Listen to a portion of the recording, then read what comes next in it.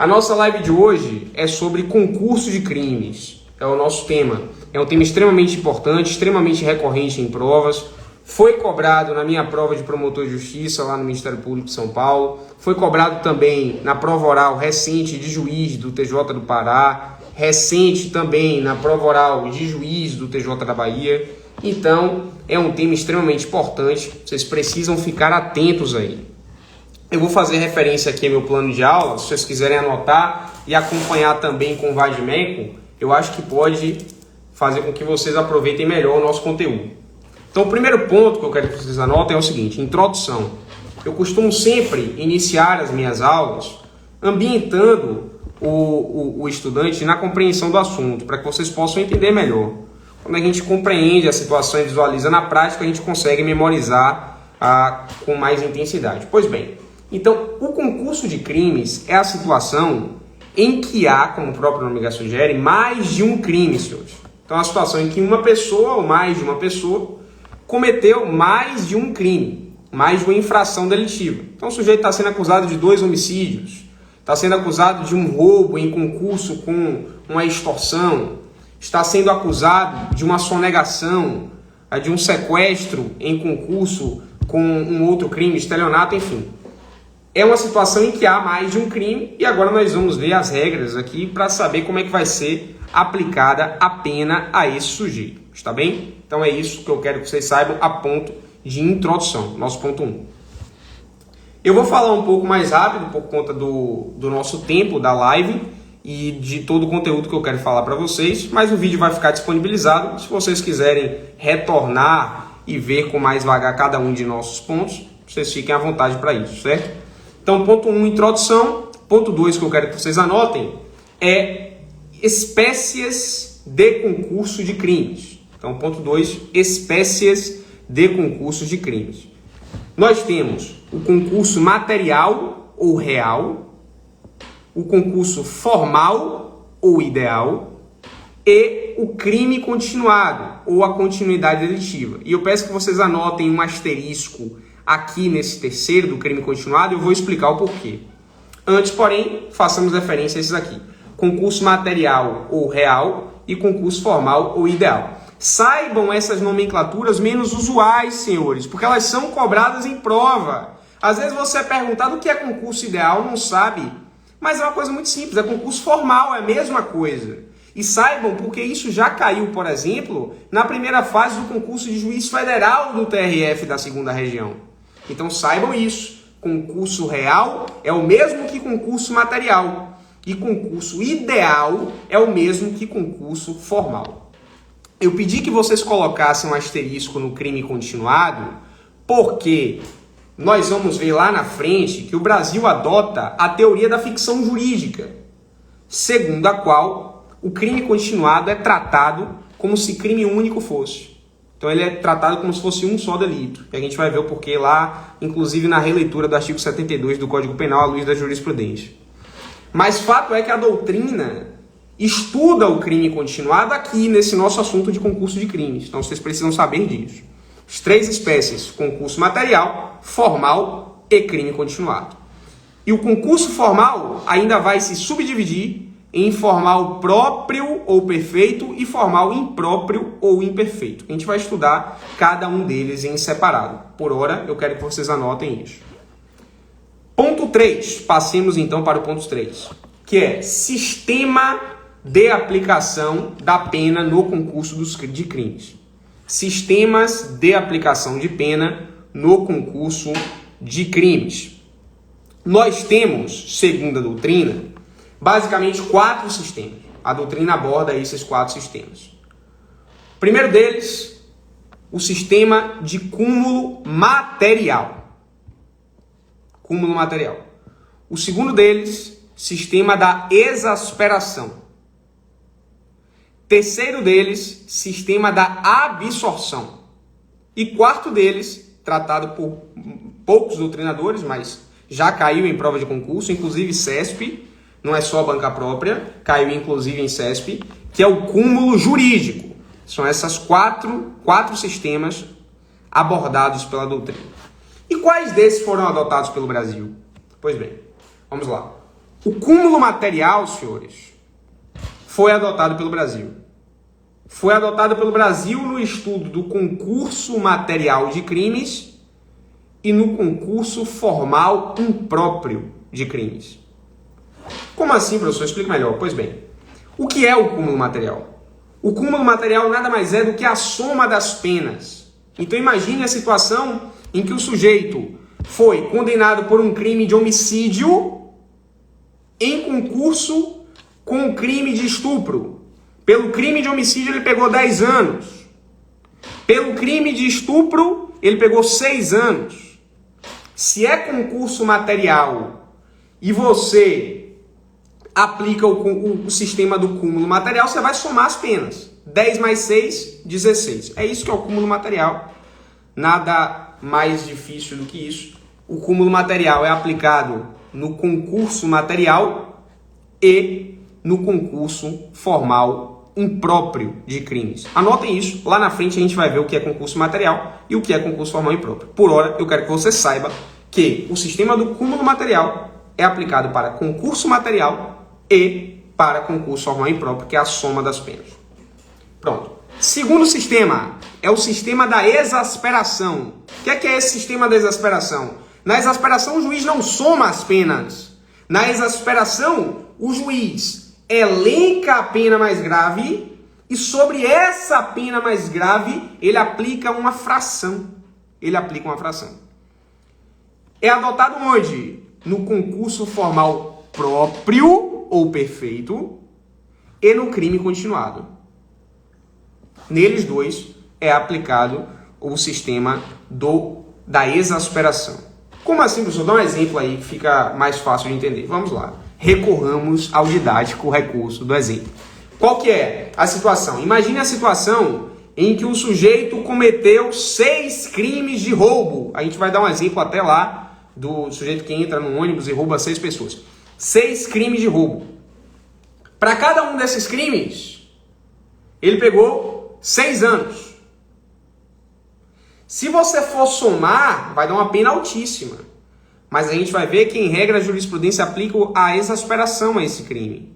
Então você vai pegar 6 anos e aplicar sobre ele uma fração, que o código diz que é 1/6 a metade para concurso formal próprio. Aqui a gente vai aplicar metade. Fica 6 mais metade de 6. Qual é a metade de 6? 3. 6 mais 3, 9. Então a pena dele é muito menor. Perceba que a exasperação é mais benéfica ao réu. Certo? A exasperação é mais benéfica ao réu. Pronto. O que é que você precisa saber aqui? Sistema da exasperação. O que é? O juiz pega a pena mais grave e sobre ela aplica uma fração. Quando eu aplico isso para concurso formal próprio e para crime continuado? Tem que saber isso. Concurso formal impróprio é exasperação? Não. Cúmulo material, a gente já viu. Concurso formal próprio. Cuidado com isso. E qual é a fração? Tem que saber.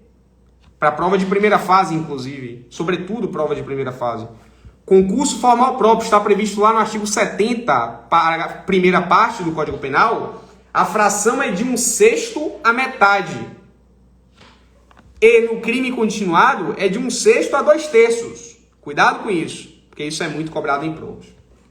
Então aqui nós já vimos 2 sistemas. Nós temos o terceiro sistema, senhores, que é o sistema da absorção. Segundo o sistema da absorção, o juiz só aplica a pena mais grave. As demais serão absorvidas. Então você não soma, não exaspera, não faz nada. As demais serão absorvidas.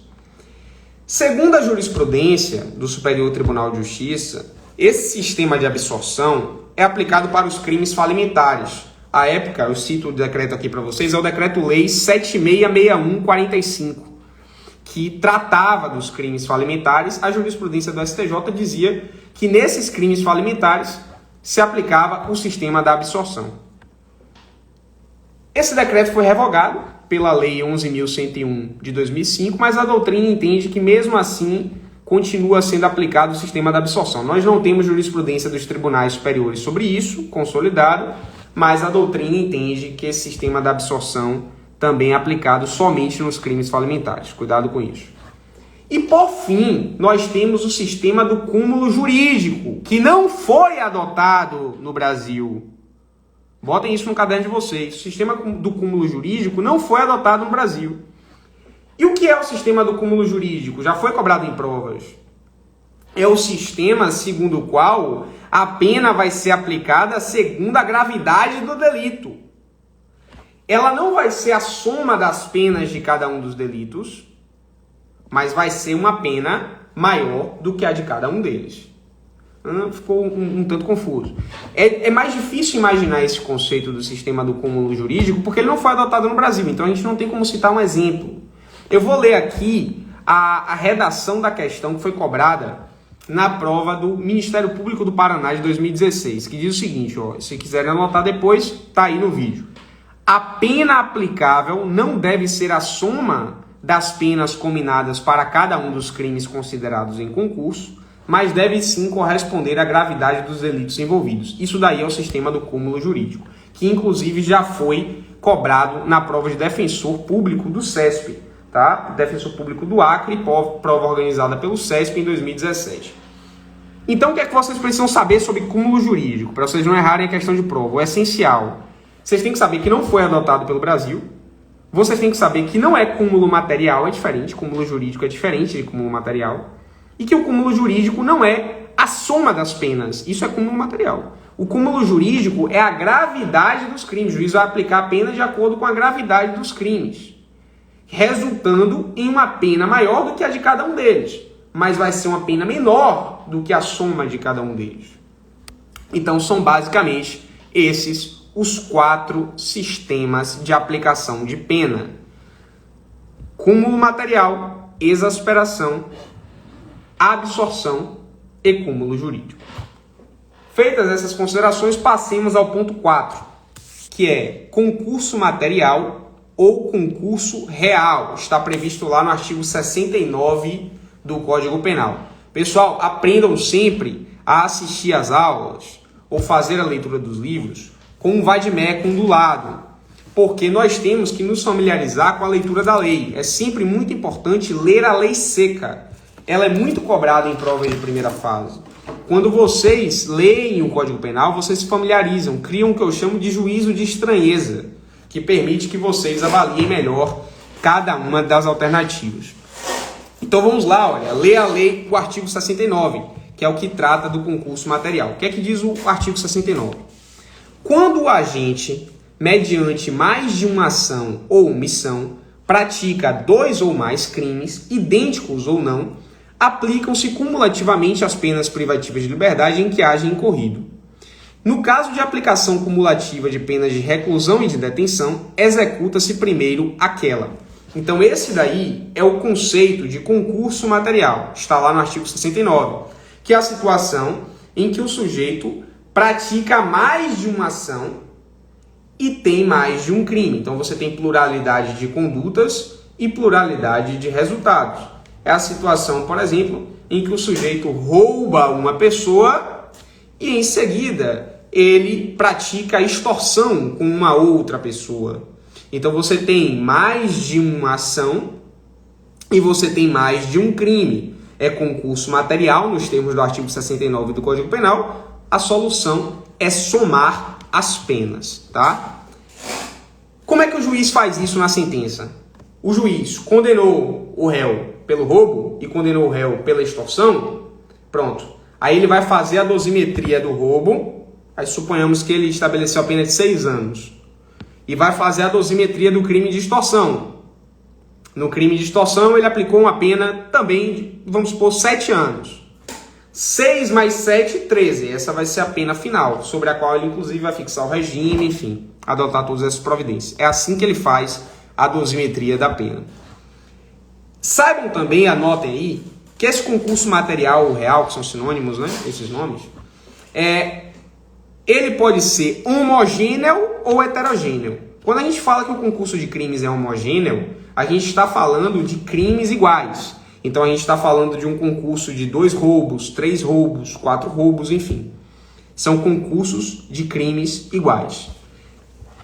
2 homicídios, enfim. Quando nós falamos de concurso heterogêneo, nós estamos falando de concurso de crimes diferentes. Então saibam essa nomenclatura que é cobrada muito em provas, é abordada pela doutrina. Importante que vocês saibam disso. E aí, anotem no caderno o ponto 4.1, que é concurso entre penas de reclusão e de detenção. Como assim? É possível que vocês se deparem na prática e nas provas com crimes apenados com reclusão e apenados com detenção.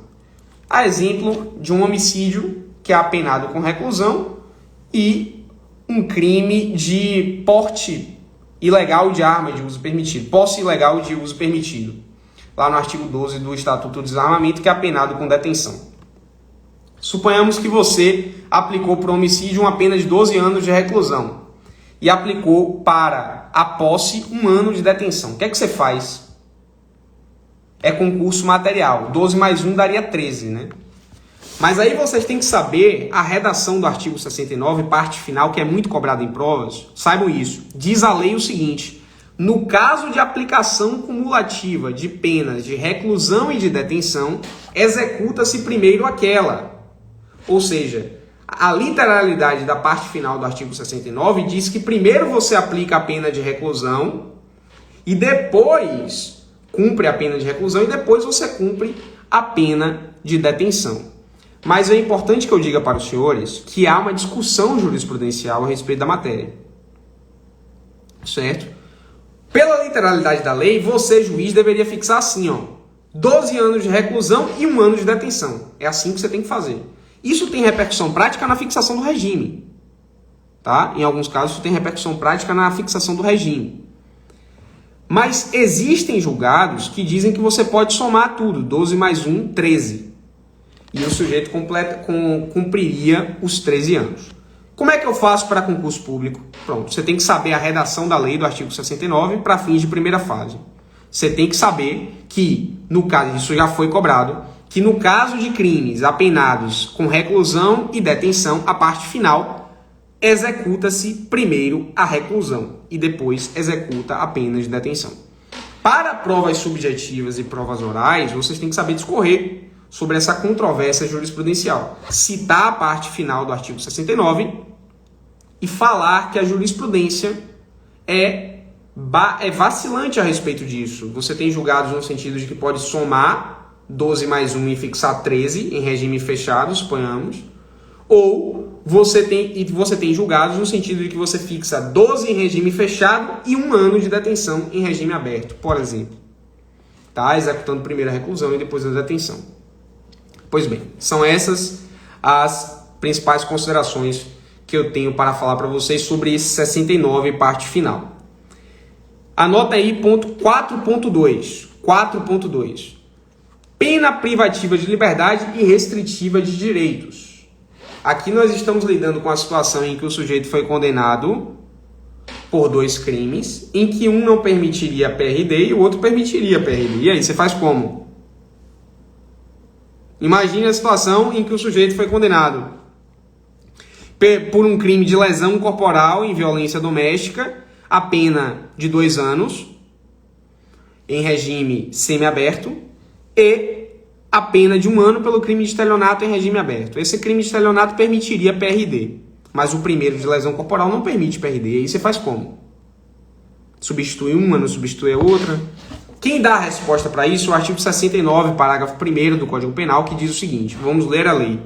Na hipótese deste artigo, que é o concurso material lá do 69, quando ao agente tiver sido aplicada pena privativa de liberdade, não suspensa, por um dos crimes, para os demais será incabível a substituição de que trata o artigo 44 deste Código. Eu acho que eu posso até inverter a câmera aqui, né? Para que vocês leiam. Aí, olha só aí, tá vendo? Ficou legal. Quando o agente, aqui, na hipótese deste artigo, que é o concurso material, quando ao agente tiver sido aplicada a pena privativa de liberdade não suspensa, grifa isso aqui no vademecum, por um dos crimes, para os demais será incabível a substituição de que trata o artigo 44 deste Código. O que é que isso quer dizer, senhores? Isso quer dizer que é o seguinte, em regra, você não vai poder substituir por PRD, você vai ter que somar tudo. E não substitui. Você só vai poder substituir se a pena privativa de liberdade foi suspensa. O que é isso? É a suspensão condicional da pena lá do artigo 77, o sursi penal. O sursi penal. Aí você pode. Se você não tiver suspensão da pena, você não vai poder fazer essa substituição da PRD. Não tem como. Nos termos do artigo 69, parágrafo 1º. Anotem isso, viu? E gravem essa redação porque ela cai. Inclusive, já foi cobrado aqui, olha, eu anotei aqui no plano de aula, eu vou ler para vocês. Que foi no concurso de promotor de justiça do Ministério Público do Mato Grosso do Sul. Perguntava o seguinte: no concurso material, é possível a acumulação de pena privativa de liberdade com a restritiva de direitos? E a resposta é sim, é possível. Pois no concurso material é perfeitamente possível a acumulação de uma pena privativa de liberdade com a restritiva de direitos. A resposta é essa. Mas você só vai poder fazer isso se a pena privativa de liberdade foi suspensa. Se ela não foi suspensa, você não vai poder acumular uma com a outra, tá? E aí a doutrina também estabelece a possibilidade de, quando a pena privativa de liberdade foi fixada num regime aberto, também seria possível fazer essa acumulação. Faz uma interpretação extensiva do 69, parágrafo 1º. Pois bem, doutores, agora passemos aqui para um foco mais jurisprudencial. Eu fiz referência a esses artigos da lei, agora nós vamos falar de julgados extremamente importantes aqui do STJ. Nesse ponto que eu quero que vocês anotem no caderno, que é o ponto 5, concurso formal. Anotem aí, concurso formal. Lembrando que é também chamado de concurso ideal. A gente falou no início lá da live. Já caiu isso em prova de juiz substituto federal, do TRF2. Concurso formal é também chamado de concurso ideal. Está previsto lá no artigo 70 do Código Penal. Vamos lá aqui ver então a redação do artigo 70. Aqui, ó. Quando o agente, mediante uma ação aqui, ou omissão, pratica 2 ou mais crimes idênticos ou não, aplica-se-lhe a pena mais grave das penas cabíveis, ou se iguais somente uma delas, mas aumentada em qualquer caso de 1/6 até metade. Ó, essa parte aqui, essa primeira parte, quem está com vademecum anota, essa primeira parte é chamada de concurso formal próprio, tá bem? Anotem isso aí. Essa primeira parte é chamada de concurso formal próprio. Nessa daqui, as penas aplicam-se, entretanto, cumulativamente, se a ação ou omissão é dolosa e os crimes concorrentes resultam de desígnios autônomos, consoante o disposto no artigo anterior. Essa parte aqui é de concurso formal impróprio. Concurso formal impróprio. Então, olha só, o que é que eu quero que vocês saibam desse assunto? O artigo 70 é o que fala de concurso formal, concurso ideal. O mesmo artigo 70 traz 2 espécies de concurso formal. Concurso formal próprio e concurso formal impróprio. Importante que vocês saibam isso. O que é concurso formal, senhores? Concurso formal é a situação em que o sujeito, com uma só ação ou omissão, pratica mais de um crime. Imagine a situação em que o sujeito é motorista de ônibus. Ele cochilou, capotou o ônibus, matou 10 pessoas. Qual foi a ação dele? Cochilar, capotar o ônibus. Com essa ação, ele praticou 10 crimes. Ele praticou 10 crimes de homicídio culposo. Isso é um concurso formal. Da mesma forma, imagine a situação em que o sujeito enfileira 3 pessoas e com um só tiro ele mata 3 pessoas de uma vez só. Ele, com uma só ação, praticou 3 crimes de homicídio. Isso também é concurso formal.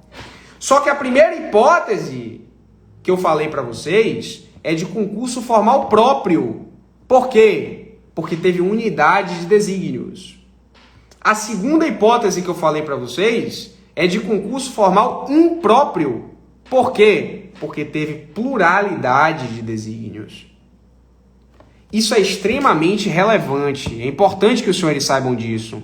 Porque se houver a unidade de desígnios, se for concurso formal próprio, a solução jurídica é da exasperação da pena. A gente viu lá na frente, lá no início da live, o que é a exasperação da pena. que é elencar a pena mais grave, ou se idênticas qualquer uma delas, e sobre ela colocar uma fração, que vai de 1/6 até metade. A pena fica muito menor. No concurso formal impróprio, em que há pluralidade de desígnios, a solução jurídica é o cúmulo das penas, é a soma das penas. Então vamos lá para um exemplo para ficar mais claro.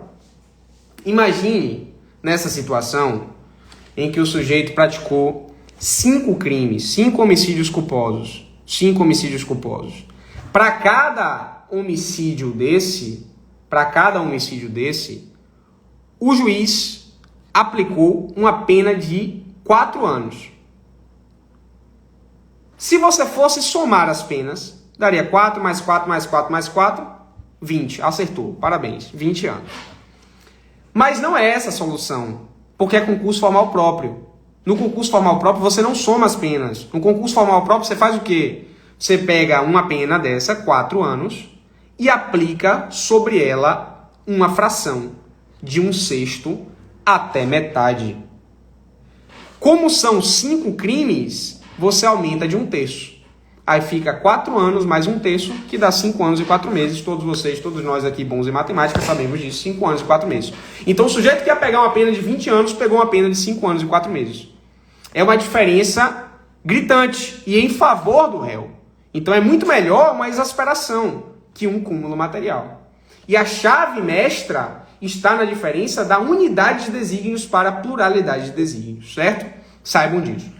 Eu falei para os senhores que os senhores têm que saber essa fração, porque isso é cobrado em primeira prova, em fase objetiva, de 1/6 até metade. Mas como é que o juiz escolhe essa fração? Ele joga para cima e escolhe um número? Não, não é assim. Tudo tem que ser fundamentado. E a jurisprudência faz o seguinte critério, critério numérico para concurso formal próprio. Anotem isso no caderno de vocês. O critério é numérico. E anotem isso daqui. Para 2 crimes, aumenta 1/6. Para 3 crimes, aumenta 1/5. Para 4 crimes, aumenta 1/4. Para 5 crimes, aumenta 1/3. Para 6 ou mais crimes, aumenta metade.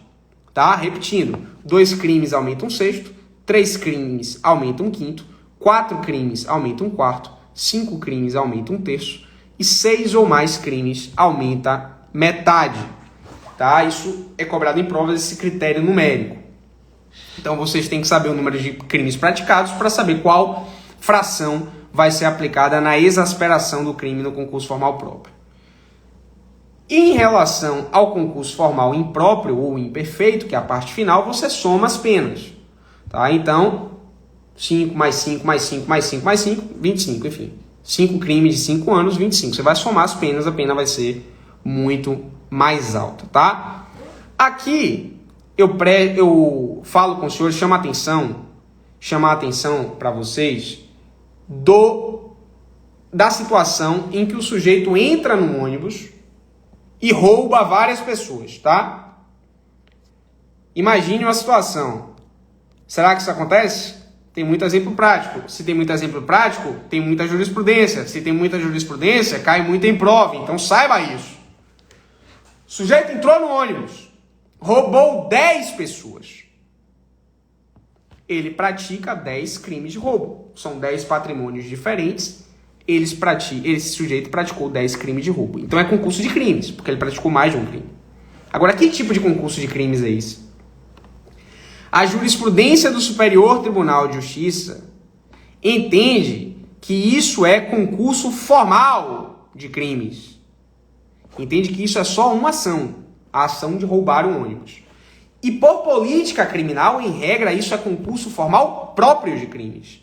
Então a solução jurídica é a exasperação. Você escolhe a pena mais grave e sobre ela aplica uma fração de 1/6 à metade. Como foram mais de 6 crimes, você vai aplicar metade. Então se todos foram 6 anos mais metade de 6 mais 3, 9. Acertou. Então o sujeito que ia pegar 60 anos, pega uma pena de 9 anos. De acordo com a regra do artigo 70, primeira parte, tá? Então saibam isso, daí é jurisprudência em tese do STJ. Isso é jurisprudência em tese, tem que saber. Em regra, o roubo praticado contra vítimas diferentes em um único contexto é concurso formal de crimes. Não é crime único e não é concurso material. É concurso formal de crimes. Certo? Algumas outras observações sobre essa questão de roubo a ônibus. 2 julgados interessantes do STJ. Primeiro deles, se for marido e mulher, anota aí, o STJ entendeu que, mesmo sendo pessoas da mesma família, se são patrimônios distintos, são crimes distintos. Então, suponhamos, o sujeito rouba 8 pessoas. Só que dessas 8, 2 eram marido e mulher. Quantos crimes de roubo ele praticou? 8 e não 7. Ah, mas eles são marido e mulher. Mesmo assim, são patrimônios distintos. Se são patrimônios distintos, são bens jurídicos distintos e, por essa razão, são crimes distintos. Essa é a primeira observação que eu tenho a fazer. A segunda observação que eu tenho a fazer, que é um caso específico que foge da regra geral e por isso pode ser cobrado em provas, é em relação ao cobrador de ônibus e a própria empresa de ônibus. O STJ entendeu que se o sujeito entrou no ônibus e roubou o dinheiro do cobrador e o dinheiro do caixa da empresa que estava lá, o cobrador está lá cuidando do dinheiro do ônibus, né? Que está, enfim, a caixa de cobrança. Entrou o indivíduo, apontou a arma para o cobrador e falou: passa o que é que você tem e passa o dinheiro da caixa. O STJ entendeu que isso é um crime só. Ah, mas você não acabou de dizer que são patrimônios distintos, crimes distintos? Pois bem, a regra geral é essa. Mas saiba que nesse caso do cobrador de ônibus, o STJ tem um julgado nesse sentido, é o chamado distinguish, que a gente tem que fazer, que é uma regra especial e que pode ser cobrada em sua prova, tá? Então já falamos desses 2 julgados. Ainda sobre julgados do STJ sobre o tema. Questão de latrocínio. Atenção a isso daqui. Foi perguntado na prova oral de promotor de justiça do Ministério Público da Paraíba, recentemente. Atenção a essa questão. Latrocínio, matou 2 pessoas, mas subtraiu um patrimônio só. E aí, quantos crimes de latrocínio? A situação foi a seguinte. Tinham 2 namorados que estavam a bordo do mesmo carro. O sujeito apontou a arma e falou: desce os 2, vou roubar o carro. Roubou um carro só, mas matou as 2 pessoas. Matou tanto o namorado quanto a namorada. E então, como é que fica a solução jurídica para esse caso? O STJ, senhores, entendeu que isso é concurso formal impróprio, tá? Ou seja, com uma só ação, ele praticou 2 crimes e teve pluralidade de desígnios, então isso é concurso formal impróprio. O que é que acontece? Soma as penas. Então pegou 22 anos por um, pegou 22 anos por outro, soma. 44 anos é a pena dele, pelos 2 latrocínios. Mas, em caso semelhante, o STF entendeu que isso é um crime único de latrocínio.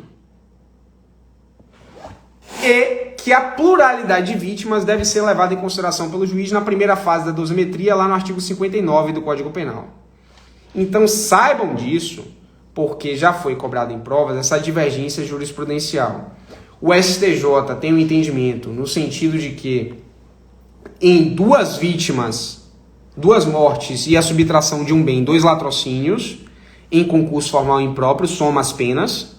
E o STF e a parte da doutrina entendem que isso configura crime único. Está bem?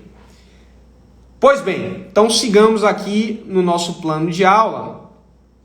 Fizemos as considerações a respeito de algumas situações dos crimes, formal impróprio, formal próprio, concurso material. E agora eu quero falar para vocês do ponto 6, anotem no caderno aí, que é o concurso material benéfico. Também muito recorrente. O que é o concurso material benéfico? Eu já fiz inclusive um post no Instagram, recomendo inclusive a leitura, certo? Sobre o concurso material benéfico. O concurso material benéfico, senhores, é a regra segundo a qual a exasperação, lá no concurso formal próprio do artigo 70, a primeira parte, bem como a exasperação da continuidade delitiva, que está prevista também essa regra no artigo 71, parágrafo único do Código Penal. Essa exasperação não pode ser maior do que a acumulação das penas. Por que isso? Entendam a razão dessa regra. A exasperação, a gente viu, foi um benefício ao réu. É uma política criminal para beneficiar o réu. Se essa exasperação foi feita para beneficiar o réu, logo, ela não pode ser mais gravosa que a acumulação. Então vamos falar de um exemplo aqui para entender melhor.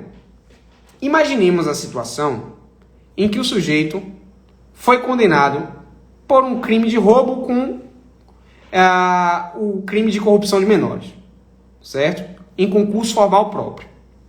Artigo 157, parágrafo 2º, inciso 2, com o artigo 244b do ECA. Pelo roubo majorado, ele pegou a pena de 8 anos. Pegou uma pena de 8 anos. Pelo artigo 244b, ele pegou uma pena de 1 ano. 8 anos e 1 ano. Pela regra do concurso formal próprio, o que é que você faz? Exasperação, a gente já viu isso no início da live. Exasperação. 1/6 até metade. Como são 2 crimes, a fração a ser aplicada é de 1/6. Então você vai pegar 8 anos mais 1/6, que dá 9 anos e 4 meses. Certo? Essa é a exasperação. Se você pegar 8 anos mais 1 ano, dá quanto? 9. Acertou. 8 mais 1, 9. Acertou, parabéns. Percebam que a regra da exasperação, que foi feita para beneficiar o réu, nesse caso, prejudicou o réu. Porque 8 mais 1/6 de 8 dá 9 anos e 4 meses, que é maior do que 8 mais 1. Não pode acontecer isso. Então, essa é a hipótese de concurso material benéfico. Por que hipótese de concurso material benéfico? Porque é uma situação em que seria concurso formal próprio, mas a exasperação foi mais gravosa do que a acumulação das penas. E isso não é possível. Essa regra está prevista no artigo 70, parágrafo único do Código Penal, em relação ao concurso formal próprio, e está prevista no artigo 71, parágrafo único do Código Penal, em relação ao crime continuado. Está bem, senhores? Quaisquer dúvidas que os senhores tiverem a respeito do tema, podem colocar aqui ou mandar no direct, que eu responderei depois também da nossa live, ok?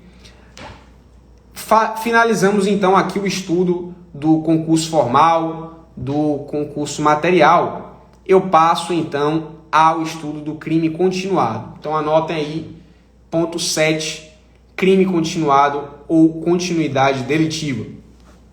Certo? Está aqui no artigo 71. Vamos lá. Quando o agente, mediante mais de uma ação ou omissão... aqui, Dani, perguntou se essa regra aplica-se apenas ao concurso formal próprio. Não, Dani, para além do concurso formal próprio, se aplica também para crime continuado, tá?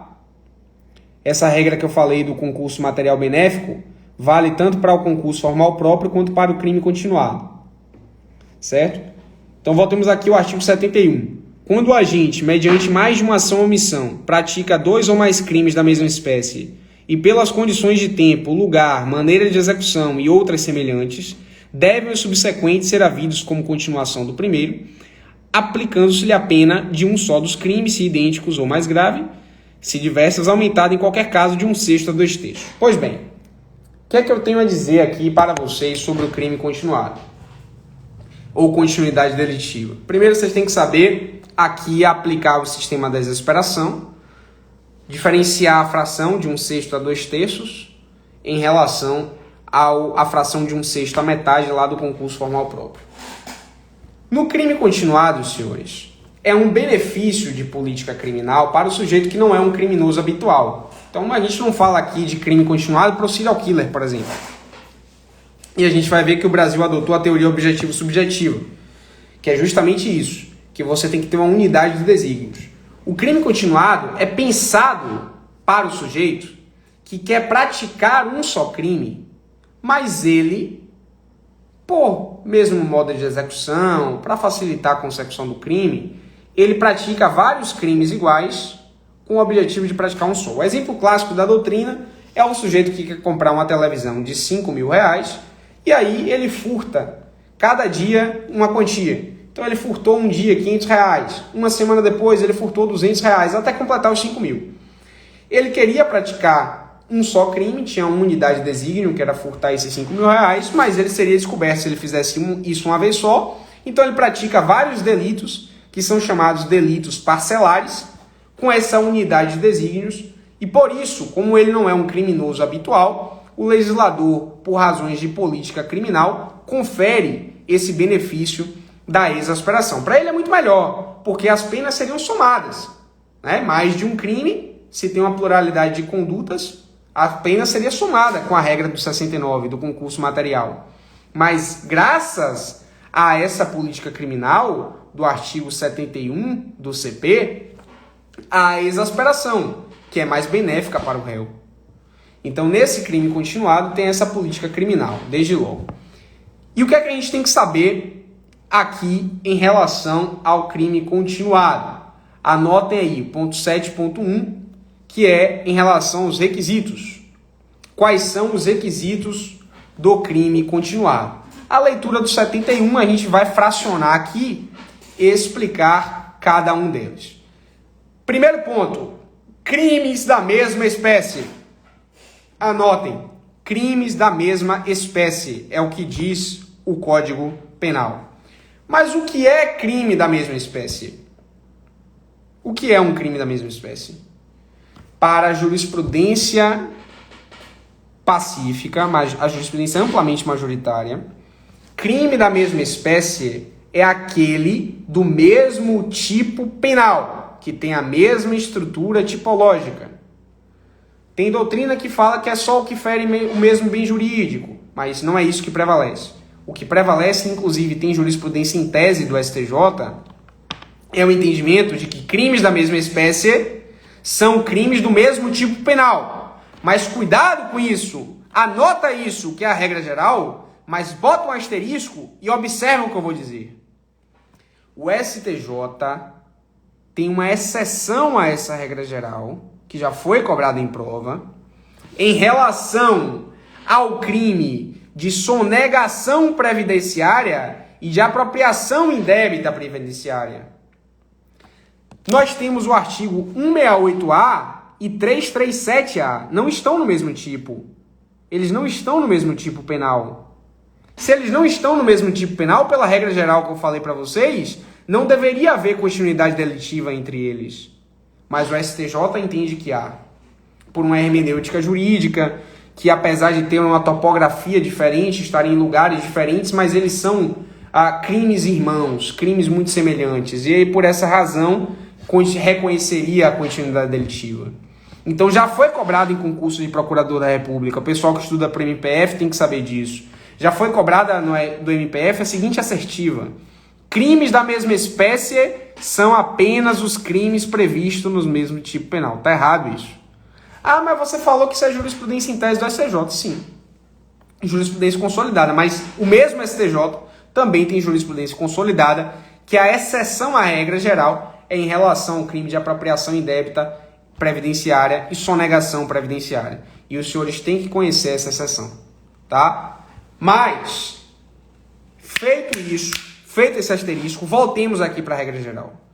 Crimes da mesma espécie são crimes do mesmo tipo penal. Crimes do mesmo tipo penal. Crimes do mesmo tipo penal que estão previstos lá no mesmo artigo. E que tenham a mesma estrutura tipológica. Porque cuidado com isso. Pode haver continuidade delitiva entre roubo e extorsão? Não. Por quê? Porque não são crimes da mesma espécie. O roubo está previsto no artigo 157. A extorsão está prevista no 158. Não estão no mesmo tipo penal. Se não estão no mesmo tipo penal, não são crimes da mesma espécie. Anota isso, que é jurisprudência em tese do STJ. Você não tem como reconhecer continuidade delitiva entre roubo e latrocínio. Não há continuidade delitiva entre roubo e latrocínio. Também jurisprudência em tese do STJ. Apesar de estarem no mesmo artigo 157, o roubo e o latrocínio têm estruturas tipológicas distintas, ferem bens jurídicos distintos. O latrocínio, para além do patrimônio, tutela a vida, enquanto o roubo tutela somente a integridade física e o patrimônio. Mas roubo e latrocínio, saibam disso, não podem ter reconhecidas entre si continuidade delitiva. Roubo e extorsão não pode, roubo e latrocínio não pode. Roubo e estelionato pode? Não, não é o mesmo tipo penal. Eu posso fazer 50 mil perguntas. Roubo e estupro pode? Não, não é o mesmo tipo penal. Roubo e homicídio pode? Não, não é o mesmo tipo penal. Então saibam disso. Para haver continuidade delitiva, um dos requisitos é que sejam crimes da mesma espécie. E crimes da mesma espécie são crimes do mesmo tipo penal. Saibam disso, tá? Pois bem, senhores, anota isso, porque me perguntaram isso na prova de juiz da Bahia. Pelo amor de Deus, anota isso. É possível continuidade delitiva nos crimes contra a vida? Sim! Ah, professor, mas tem uma súmula 605 do STF que diz o seguinte: a súmula 605 do STF diz: não se admite continuidade delitiva nos crimes contra a vida. É a súmula do STF que está dizendo isso. E com todo respeito ao senhor, professor, pela deferência que eu tenho ao senhor, mas eu vou com o STF. Tem súmula nesse sentido, mas cuidado, senhores. Cuidado com isso, porque essa súmula está superada. E quem diz isso não sou eu, é o próprio STF. O STF entende que a súmula 605 está superada. E está superada por quê? Porque ela é muito antiga. Ela foi editada antes da reforma da parte geral de 1984. E a parte geral não fez exceções. Se a lei não fez exceções no particular, não pode o intérprete fazê-lo. Então, para isso, saiba, me perguntaram exatamente isso. Candidato, é possível crime continuado nos crimes contra a vida? E a resposta foi excelência. Embora haja o enunciado número 605 da súmula do Supremo Tribunal Federal, que dispõe não ser possível a continuidade delitiva nos crimes contra a vida, esse enunciado está superado, porque foi editado antes da reforma geral de 1984, da parte geral. Logo, por estar superado, a jurisprudência dos tribunais superiores é consolidada no sentido de que é possível, sim, crime continuado nos crimes dolosos contra a vida. Então, saibam disso, viu, senhores? Saibam disso. Então, primeiro ponto, crimes da mesma espécie. Segundo requisito, mesmas condições de tempo. O que são mesmas condições de tempo? Para a jurisprudência majoritária, mesmas condições de tempo são 30 dias, um intervalo de 30 dias. Mas esse intervalo de 30 dias, senhores, não é absoluto, não é uma verdade absoluta. Ele sofre temperamentos. A jurisprudência, por vezes, reconhece crime continuado quando há um intervalo de 40 dias, 45 dias. Vocês têm que saber que esses 30 dias é um norte. Caiu na prova oral do TJ Pará, recentemente aplicada para juiz do Pará. A situação era um sujeito que praticava 5 crimes contra a administração pública e esses crimes tinham um intervalo de mais de 30 dias. E aí perguntava se era possível o reconhecimento do crime continuado. E o candidato deveria responder que um dos requisitos do crime continuado é que sejam os crimes praticados na mesma condição de tempo. E essas mesmas condições de tempo para a jurisprudência é um intervalo de 30 dias. Mas esse intervalo de 30 dias não é um intervalo absoluto. É possível que sofra relativizações. Então os senhores têm que saber isso, dentro de uma raciocínio de temperança e proporcionalidade. Tá? Terceiro requisito, mesmas condições de lugar. O que é isso? Mesmas condições de lugar. Mesmas condições de lugar para a jurisprudência é que os crimes sejam praticados na mesma cidade, em cidades vizinhas ou limítrofes. Essa é a mesma condição de lugar. Cidades próximas. Quarto requisito, mesma maneira de execução. É o mesmo modus operandi. Então, o próprio artigo 71 fala disso. Mesma espécie, que são o mesmo tipo penal, mesmas condições de tempo, mesmas condições de lugar e mesma maneira de execução, o modo de execução semelhante, tá? Que é a assinatura, o modus operandi do sujeito. Esses são os 4 requisitos previstos lá no artigo 71. São só esses? Tem mais um? No código não. Mas tem mais um que a jurisprudência insere e vocês precisam saber. Doutores, preste atenção aqui que isso é um ponto importantíssimo da nossa aula. Eu quero que vocês anotem o seguinte: a jurisprudência dos tribunais superiores dispõe, assevera, que no crime continuado se adotou a teoria objetivo-subjetiva. O que é que isso quer dizer? Além dos requisitos objetivos previstos ali no artigo 71, que são esses que a gente estudou, mesmo tipo penal, que é crimes da mesma espécie, mesmas condições de tempo, mesmas condições de lugar, mesmo modus operandi, vocês ainda têm um 5º requisito que não está na lei, que é unidade de desígnios. Unidade de desígnios. É a intenção de o sujeito praticar um só crime por meio de delitos parcelares. Essa unidade de desígnios é o ponto-chave para saber se é crime continuado ou não. Isso está de acordo com a jurisprudência. Cuidado com isso. De acordo com a jurisprudência majoritária, amplamente majoritária, a teoria adotada foi a teoria objetivo-subjetiva, segundo a qual, para além dos requisitos objetivos, é preciso a unidade de desígnios, que é o elemento subjetivo do sujeito. Mas cuidado com isso, porque já caiu em prova, já despencou em prova o seguinte: a exposição de motivos do Código Penal adota a teoria objetiva. Tá certo isso? Tá certo isso. Cuidado, cuidado. A exposição de motivos do Código Penal, que é doutrina, não é lei, é doutrina, cuidado com isso.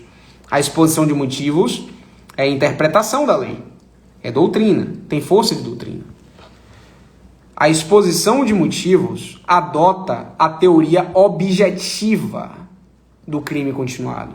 Ou seja, basta você atender aquilo ali. Para o réu é melhor, para a defesa é melhor. Em provas de defensoria é interessante você adotar essa tese. Porque para a defesa é melhor.